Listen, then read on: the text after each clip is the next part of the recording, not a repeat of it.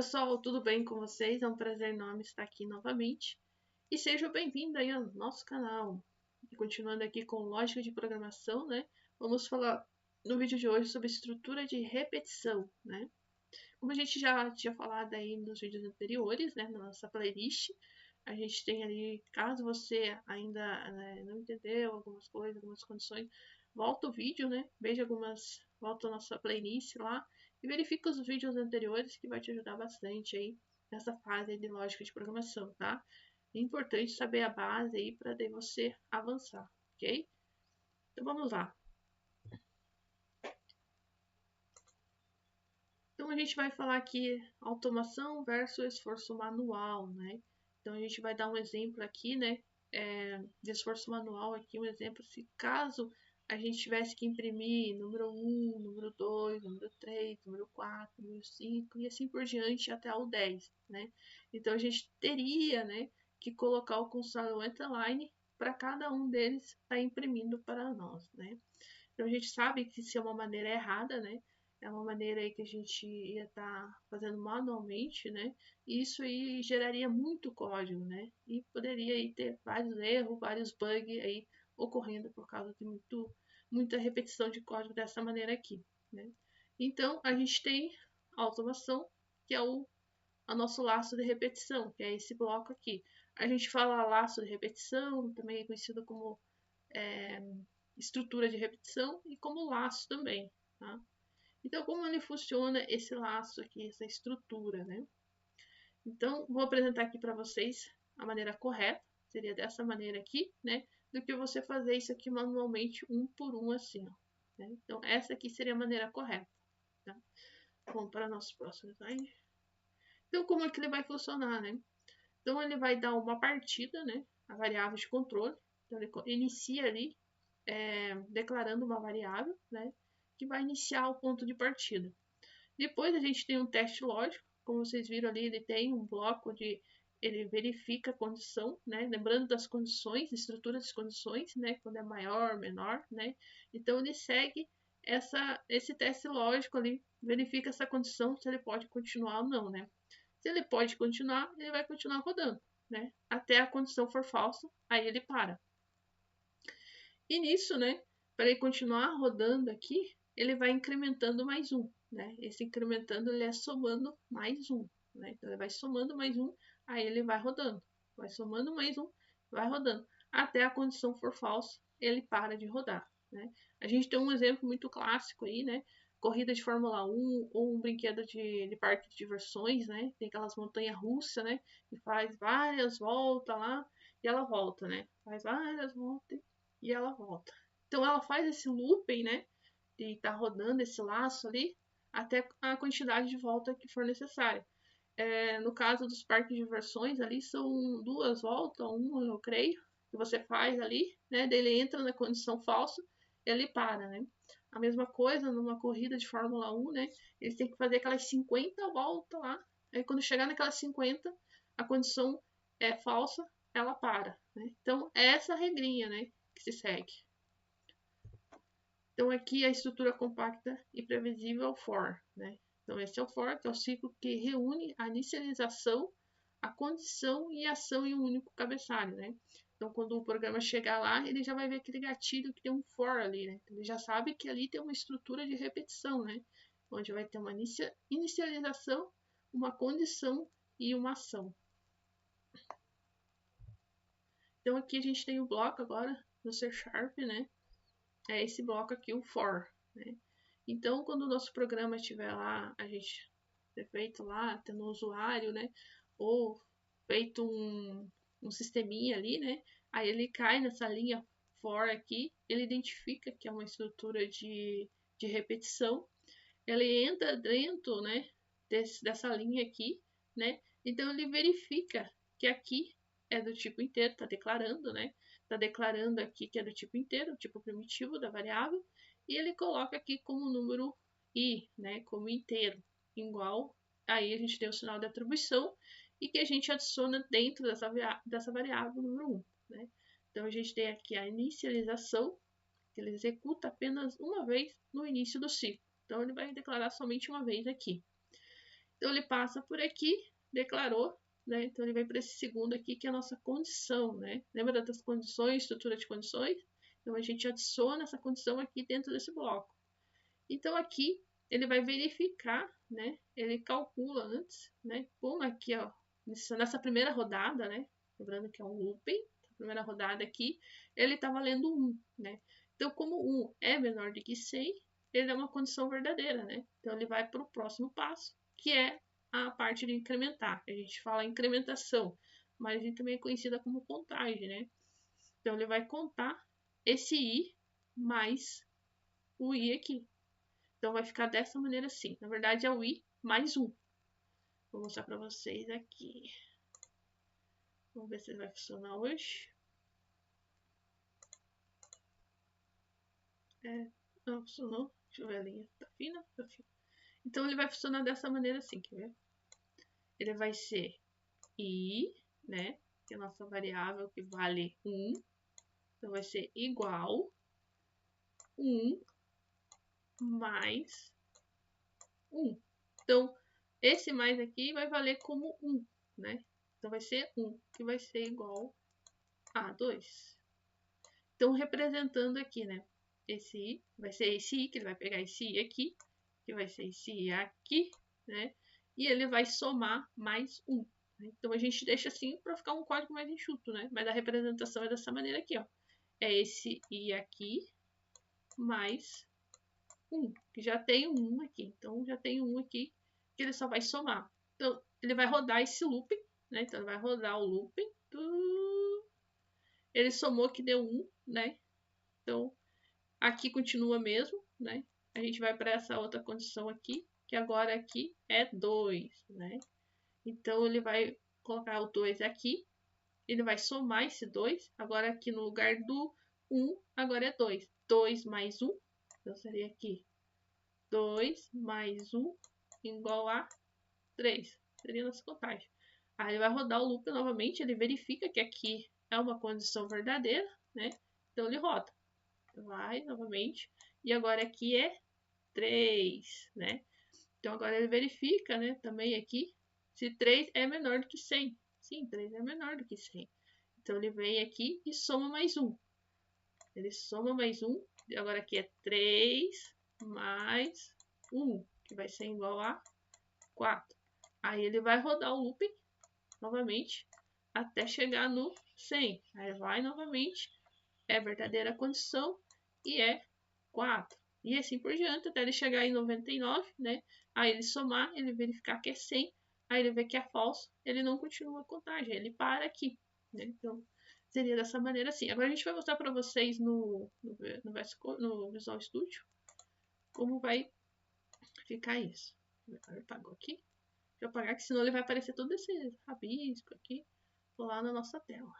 Então, aqui. Prontinho. Então, vou dar um ESC aqui. E a gente vai agora lá para o nosso Visual Studio. Então, a gente vai aqui no nosso Visual Studio. A gente não tem um programa ainda aqui. Vamos apagar tudo isso aqui. Vamos apagar e apagar. A gente não vai pedir nada aqui por enquanto, tá? Porque a gente só vai dar um exemplo de como funciona o for ali, tá? Então, o for é assim. Vai dar o for, você vai abrir o parênteses, né? A gente vai fazer aquele mesmo exercício. Então, a gente vai declarar uma letra aqui, uma variável do tipo inteiro, e a gente vai distribuir o valor number one, dessa maneira. A gente coloca a vírgula, e agora a gente vai adicionar a condição. Então, i é menor e igual, vamos fazer com 10, né? As 10. E, né? Se essa é a condição, e aqui a gente tem o incremento que vai ser o contador. E mais. Ou ele pode funcionar assim também, ó. Dessa maneira assim. I igual 1. No caso aqui seria I mais 1. Dessa maneira. Aí a gente abre o bloco aqui. Desce o bloco. Deixa eu descer isso aqui também. Ah, desculpa, gente. Aqui não é vírgula, é ponto e vírgula. Parece. Ponto e vírgula. Dessa maneira aqui.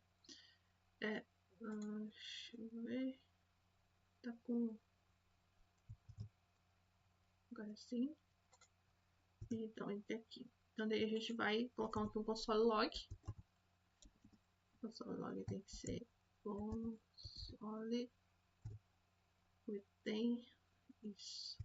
Aqui ele vai mostrar para mostrar somente o valor de i, tá? Mas eu quero que ele mostre. Isso aqui eu vou escrever aqui.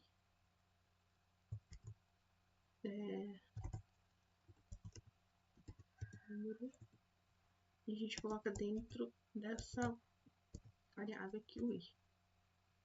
Deixa eu só. É uma interpolação, né? Então a gente tem que colocar aqui o dinheirinho aqui. E o parente assim. Ele vai mostrar número 1, número 2, número 3, até o final, tá? Então vai ficar dessa maneira assim. Então ele vai vir aqui, né? Ele vai verificar que é uma condição, uma estrutura de repetição. A gente já declarou aqui que é o nosso início de partida, né? A nossa variável é o valor 1. E aqui o valor é 1.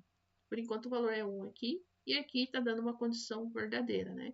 Como está dando uma condição verdadeira, ele vai vir até aqui, vai pegar esse 1 aqui e vai somar mais 1. E vai adicionar dentro desse 1 aqui. Né? Então é uma contagem onde ele vai adicionando, vai mudando o valor desse i, tá? Por isso que a gente adiciona ele 2 vezes aqui. Então vou mostrar aqui agora no RAM para vocês verem. Então agora a gente vai fazer ele rodar, ele já vai rodar automaticamente.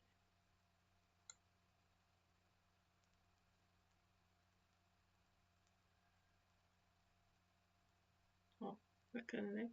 Então ele vai e roda, né, até a condição for falsa aqui, ó, até 10. Ele verifica, né, que é falsa essa condição, aí ele para. Se caso a gente adicione aqui um incremento, ao contrário, né, ele ia fazer o contrário dessa, fazer uma, em vez de incrementar, ele ia descrementar, né.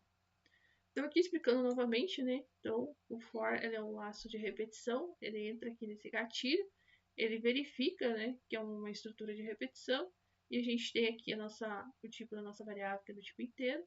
Ele inicia isso aqui, né, e continua sempre o mesmo. Eu posso iniciar ele aqui como 5, por exemplo, para vocês. Né? Então, agora a minha variável vale 5. Né?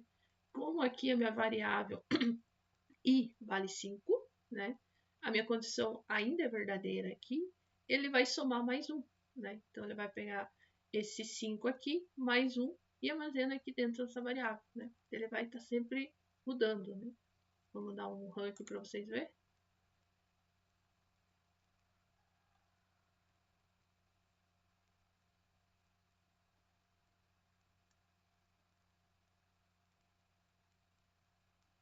Ó, agora ele vai somar 5, 6, 7, 8, 9, 10, a partir do 5. Tá?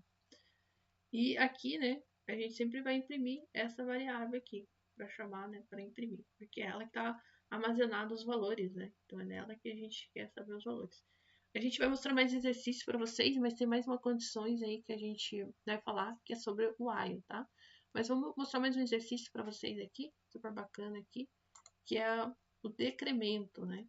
Então, o decremento seria o contrário, né? Então, você vai fazer um for novamente e você vai usar também do tipo inteiro, da maneira que ele está passando aqui. Aí, uma condição e aí ele vai somar mais um aqui, mas a gente vai fazer o contrário, tá? Também tá devagar, hein? Isso. E a gente coloca aqui um console log para imprimir. É esse daqui mesmo. C e adicionamos aqui. Ctrl V. Okay. Então aqui a gente vai colocar aqui como menos. A gente quer saber o menos, né? Então vai diminuir. E a gente vai colocar aqui um valor, então, um valor 10. E aqui a gente agora vira, né? Porque ele tem que ser maior. Maior ou igual. Vamos ver. E aqui, né, para ele dar verdadeiro, ele tem que ser valer como 1, né? Aqui tem que ser maior, e a condição tem que ser verdadeira aqui, para ele decrementar. Então, vamos ver.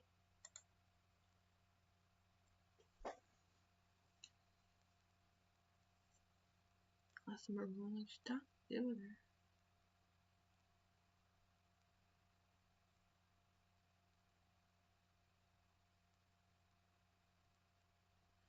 Ó, a gente tem aqui até o 5, né? 5 até o 10. Aqui ele descrementando, ó. Eu devia ter pulado aqui, colocado... Eu tenho. Vamos só selecionar esse aqui, ó. Dessa maneira. E aí a gente vê aqui de novo. Fecha. Vamos lá.